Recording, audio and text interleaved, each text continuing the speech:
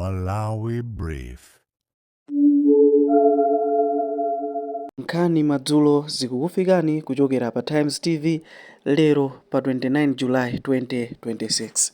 Banki yaikulu mdziko muno ya Reserve akuiloza chala kamba kaganizo lake lopereka ndalama zokwana 1.5 billion kwacha kwa wachiwiri kwa mkulu wake Henry Matanga kamba kuwabwezeretsa pa udindowu.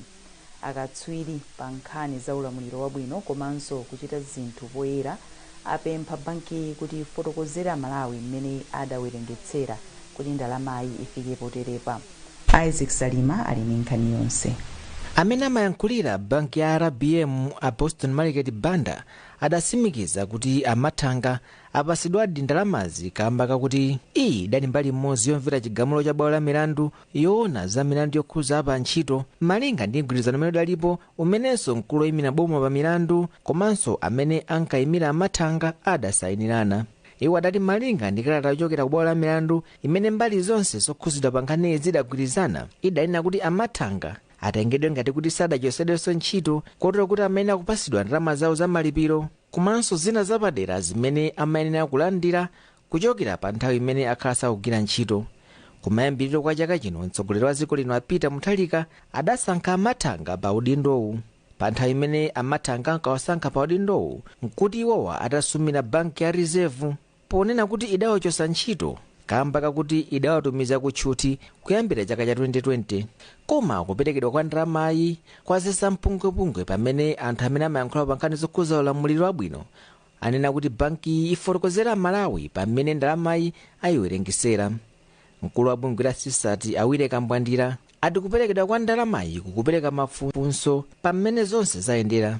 Iwo anena kuti ngakhale kuti banki ya RBM yachita izi potengera chigamulo cha bwalo la milandu, Amalawi nkoyenera kuti afotokozere bwino pamene zayendera kuti ndalamayi ifike pa 1.5 billion kwacha. Ndipo katswiri wina pa nkhani zokhuza kugwira ntchito a Bright Rimani adati Amalawi akuyenera ndi kuwafotokozera bwino polingalira kuti munthu akhala atumizidwa ku tchuti chokakamiza amalandira ndalama zake zonse kotero kuti anthu akuyenera kudziwa ngati Amatanga sankalandira ndalama zawo zonse atapitisidwa ku tchuti chokakamizachi ndipo ngati sankalandira n'chifukwa chiyani. Mawu kukupitirira ku bungwe la Human Rights Defenders Coalition HRDC pamene gulu la ad hoc committee lati bwalo la milandu silidathetse nkhani imene ilo lidakatula ku bwaloli. Gululi linapempha bwalo la milandu kuti lipereke chiletso kuti akuluakulu a gululi asiye kugwira ntchito zawo ndi kuti achite chisankho chosankha atsogoleri oyendetsa bungweli. Koma m'malo mwake bwalo la milandu linafotokozera mbali zokhuzidwa pa nkhaniyi kuti zichite zokambirana pasanathe masiku 30 ndi kumvana chimodzi lisanapereke chiletso mmene anthu ankafunira. Koma polankhula pa msonkhano wa atolankhani mu mzinda wa Blantyre wapampando wa gululi a Henderson Mhango anatsutsa kalata imene mkulu wa bungweli a Michael Kayatsa anatulutsa lolemba lapitali kuti bwalo linakana pempho la anthuwa. Iwo akufotokoza. Msonkhano umenewu unagona makamaka pa nkhani yokhuza na tinganenezo kuti zosatira za mkumano umene unapemphedwa ndi court ngati mediation pa chizungu imati mediation kuti maparties akumane ndi kumvana chinthu chimodzi. Chichitike ndicho kuti maparties akakumana mbali zonse zikambe zinthu zimene zikuyembekezera. Kumbali yathu tinganenezo kuti tatumiza kale zimene ife tikuyembekezera kwa maloyers athu amene akuyenera kukumana ndi maloyers ambali zina. Nde mbali zinaso zikapereka zawozo ndekuti siku lokumana tikhala tikupanga kuti tikumane kenako tionene kuti zithera pati. Mene takambira muja kuti ngakhale kubwera kwa kunoko tikubwera chifukwa chokuti anthu enaso amakamba zokuti application yathu yachosedwa. Application yathu sinachosedwe ndipo tikalepherana tangopasidwa zokambirana kuti tikakambirane kumbali imene imachedwa mediation. So tikalepherana kutanthauza zokuti application yathu yomwe ija Civil Course 22 of 2026 ikuyenera ikapitirire. Nyumba ya Malamulo yavomereza mabhilo awiri amene apangitse dziko lino kupeza thandizo la ndalama zokwana 228 billion kwacha kuti zigwire ntchito zotukula magawo ena a dziko lino. Aphungu ku nyumbayi avomereza mabhilowa lachitatu. Tolankhani wathu Pemphero Malimba walemba ripoti limene akuwerenga ndi Grace Magawa. Mabhilowa ndi a International Development Association andalama zokwana 86 billion kwacha zothandizira magulu otumiza katundu kunja kwa dziko lino komanso 142 billion kwacha zopita ku makonsolo a dziko lino kuti agwiritsire pa ntchito za chitukuko zosiyanasiyana pansi pa GESD2. Nduna ya zachuma Joseph Mwanamveka yati ali ndi chikhulupiriro kuti thandizo la ndalamazi lipititsa patsogolo chuma cha dziko lino. Kapena aso ya imene alibe capacity kuti alibe anthu okuya ntchito. Ndaswa ndi kuti alembedwa so ntchito pamene pajapo. Komanso athandiza. Kuti tumweje ithandiza so kuti anthu amene akulepheraja apezekenso misika. Kuti apange export kufunika misika. Komanso project imwe yapeza so kuti anthu aja apezekenso misika. So ndiyo thandiza kwambiri kuti pali makampani ambiri kunjako ya Malawi komanso azimayi. Fatani ngoso target so ndazimayi. Ndisinawo azimayi akaliso ndi mbali.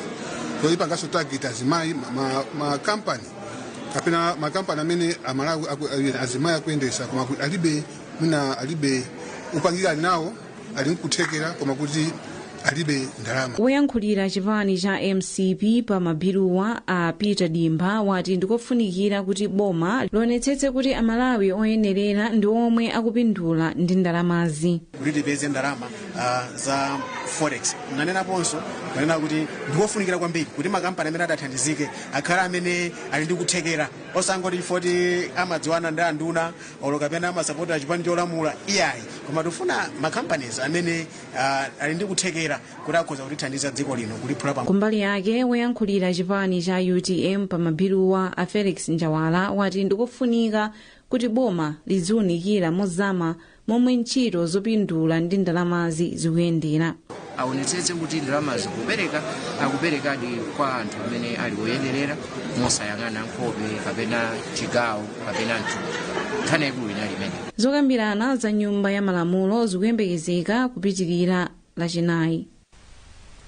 Phungu wa Nyumba ya Malamulo wa dera la kumpoto chakummawa kwa boma la Mzimba Catherine Gotani Hara apempha boma kuti lipereke chipukuta misonzi kwa maanja omwe anakhuzika ndi kuphulika kwa miyala pa mgodi wa Ekwaiweni boma limakamaka mchaka cha 2012.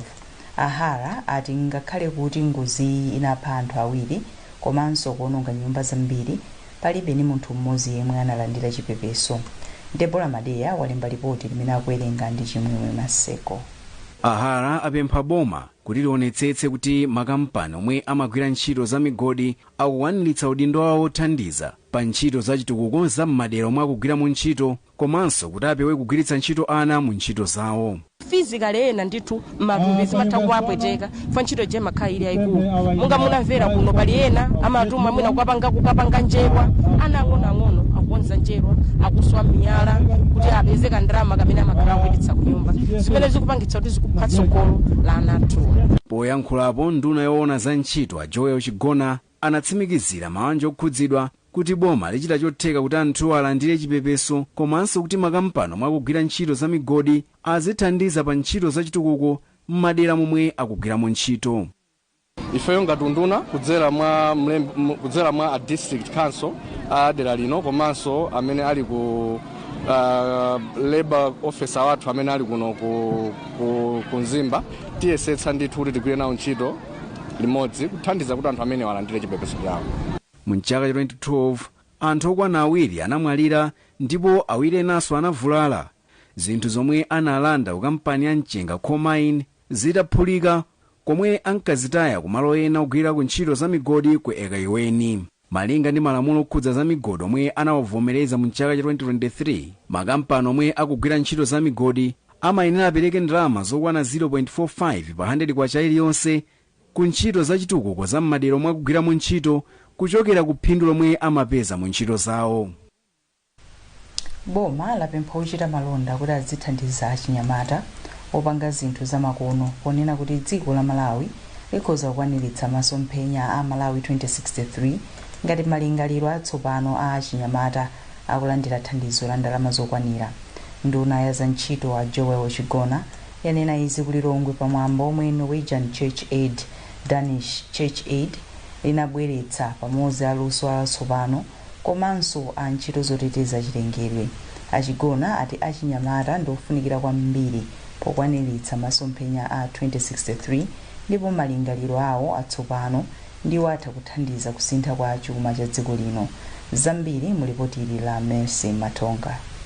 Achigona anati ngakhale boma likupereka ndondomeko komanso danga lothandiza kuti zinthu ziziyenda bwino mdziko muno, mabungwe komanso anthu a bizinesi ali ndi udindo waukulu othandiza kuti malingaliro atsopano athe kukhala njira zothandizira mavuto omwe dziko lino likukumana nalo. Maluso amene wakuti apite patsogolo pakufunika chilimbikitso ndithu pakuti anzathu amene ali ndi kuthekera azithandizira anthu amene wali ndi maluso. Chifukwa tikayang'ana popanda chithandizo ngati cha ndalama ndikuti maluso amene sangapite patsogolo. Monga mukudziwa masiku ano china chiliyonse tikulira ndalama. Mwambiri amene akukhala ndi maluso apamwamba ndi achinyamata achichepere kuti mwina pa iwoka sangakwaniritse kufikitsa masomphenya awo amene iwo akufuna. Koma ndi anzathu amene akubwera kutithandizira zikhoza kutichitira bwino. Mukhoza kuonawa ndazathu atchalichi koma atengapo gawo lalikulu kwambiri potukula maluso amenewa zomwe zikupereka chilimbikitso kuti dziko la Malawi likupita chitsogolo komanso tikugwira bwino ntchito ndi anzathu amenewa amipingo komanso anthu amene akufuna kwabwino amene angafuna kutitani. Ndipo mkulu wa bungwe la NCADC muno Malawi a Stephen Jensen anati cholinga cha ndalamazi ndi kuzindikira komanso kuthandiza malingaliro atsopano omwe angathetse ena mwa mavuto akuluakulu achitukuko mdziko muno. Nkhani zathu ndi zomwezi.